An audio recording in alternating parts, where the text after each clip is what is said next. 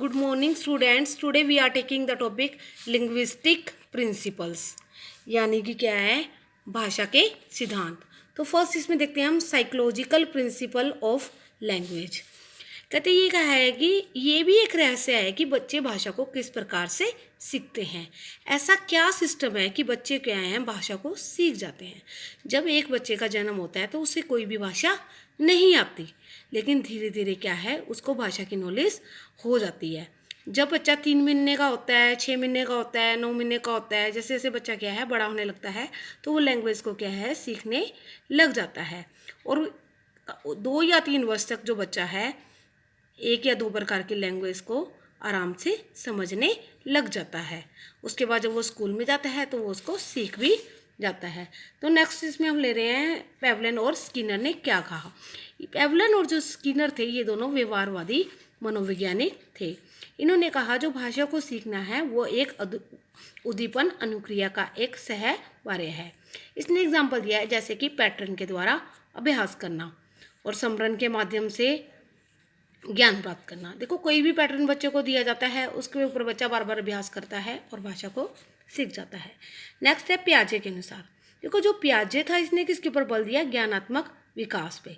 इसने 3 तरह को मेन चीज़ें बताई, पूर्व क्रियात्मक, मूर्त क्रियात्मक और औपचारिक क्रियात्मक अवस्थाओं को, तीनों को इसने लिया है. और संपूर्ण शिक्षा उसने कहा है कि इनके ऊपर ही डिपेंड करती है. तो इसमें हम नेक्स्ट ले रहे हैं जनरल प्रिंसिपल्स ऑफ लैंग्वेज.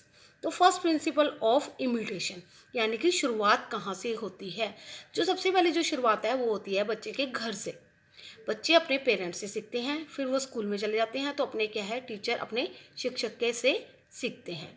तो शिक्षक को ध्यान में रखना चाहिए कि सही भाषा का उच्चारण करें ताकि बच्चे क्या हैं उसको अच्छे से समझ पाएँ. नेक्स्ट है प्रिंसिपल ऑफ एक्टिविटी. बच्चों को कोई भी जो भी कार्य हो रहा है कक्षा में बच्चों को एक्टिवली पार्टिसिपेट करना चाहिए. बच्चों को एक श्रोता बनकर नहीं पार्टिसिपेट करना, जिस बच्चों को खुद भी एक्टिवली पार्टिसिपेट करना है. मान लो कोई कहानी कही जा रही है, कोई वृत्तांत सुनाया जा रहा है, या कोई घटना या किसी महापुरुष के बारे में जानकारी, तो हमें बच्चे को मोटिवेट करना है कि वो भी उस एक्टिविटी में क्या है पार्टिसिपेट करें. नेक्स्ट है principle of relating in the real life, यानी कि है कि वास्तविक जीवन से जोड़ना. हमें क्या है जो डेली लाइफ की जो चीज़ें हो रही हैं उसको क्या है रियल लाइफ से जब हम इसको जोड़ते हैं, जो हम सिखा रहे हैं. जैसे बच्चे को मान लो लीव पे जाना है 1 या 2 दिन की, तो बच्चे को बोला जाए कि आप अवकाश पत्र लिखो. अवकाश पत्र लिखने से क्या होगा, बच्चे को क्या है अवकाश पत्र लिखने से भाषा में सुधार होगा. इसके अलावा हम बच्चे को जैसे जैसे बच्चा बड़ा होता है उसको डेली डायरी लिखने के बारे में भी बोला जा सकता है. नेक्स्ट है प्रिंसिपल ऑफ एक्सरसाइज. कोई भी चीज़ है वो अभ्यास से सीखी जा सकती है. जो भी चीज़ हमें स्कूल में सिखाई जाती है उसका क्या है बार बार क्या है अभ्यास करवाया जाए. जब बच्चों को बार बार अभ्यास कराया जाता है तो बच्चा उस चीज़ को बिल्कुल भी नहीं भूलता है, उसके माइंड में रहती है. नेक्स्ट है प्रिंसिपल ऑफ मल्टीमीडिया. देखो जो मल्टीमीडिया है उसका बहुत इंपॉर्टेंट रोल है, जैसे कि अखबार का, रेडियो का, टेलीविज़न, इन तीनों चीज़ों से क्या है बच्चा जल्दी सीख जाता है और जो सीखता है वो उसके माइंड में परमानेंटली स्थायी रूप से रह जाता है.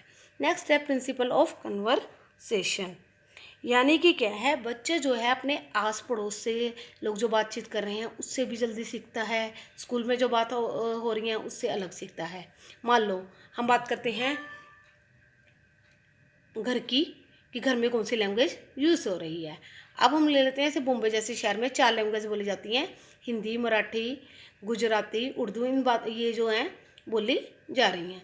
तो बच्चा क्या है कि ये जो लैंग्वेज को क्या बोलेगा, ये स्थानीय लैंग्वेज है, स्थानीय भाषा. और जो स्कूल में जो यूज़ की जा रही है उसको क्या बोलेगा, मानक भाषा. आगे है language learning and language teaching. ये प्रोसेस कैसे होती है, ये प्रोसेस होती है शिक्षार्थी और शिक्षक के बीच में. इसमें जो शिक्षार्थी और जो शिक्षक के बीच में जो रिलेशन है इन 4 चीज़ों की वजह से बनता है.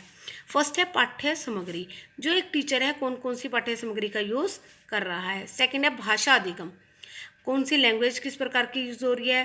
थर्ड है शिक्षण प्रक्रिया, टीचिंग प्रोसेस कैसे चल रही है. एंड फोर्थ इज शिक्षण विधि, कौन कौन से टीचिंग विधि का यूज़ किया जा रहा है, टीचिंग मेथड्स कौन कौन से यूज़ हो रहे हैं.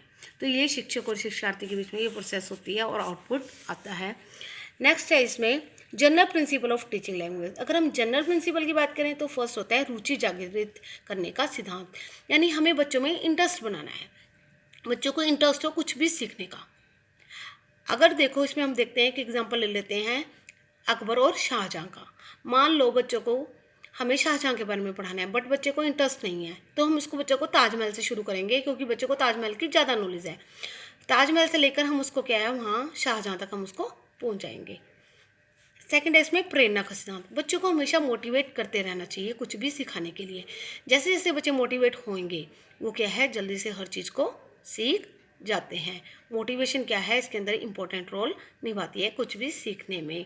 क्रिया द्वारा सीखने के साथ बच्चों को एक्टिवली पार्टिसिपेट कराना है जो भी क्लास में कार्य हो रहा है, चाहे वो कहते हैं कोई कहानी हो, कोई नाटक हो, अभिनय नाटक, रंगमंच पर कोई कार्यक्रम हो रहा हो, तो इससे बच्चा जल्दी सीख जाता है। नेक्स्ट है शिक्षण से जोड़ने का सिद्धांत। कहते हैं कि बच्चे को क्या है डेली जो पढ़ाया जा रहा है ये देखना है कि डेली लाइफ की जो सिचुएशंस है क्या वो उससे रिलेटेड है या नहीं। हमने जो अपना उद्देश्य रखा था वो उद्देश्य पूरा हो रहा है या नहीं हो रहा, वो विषय को इजीली सीख पा रहा है या डिफ़िकल्टी से सीख पा रहा है, पाठ्य सामग्री जो है वो उद्देश्य पूर्ण है या नहीं है, हमने पाठ्य सामग्री का चुनाव सही किया है या नहीं किया है, बच्चे को बार बार पुनरावृत्ति करवाई जा रही है या नहीं करवाई जा रही।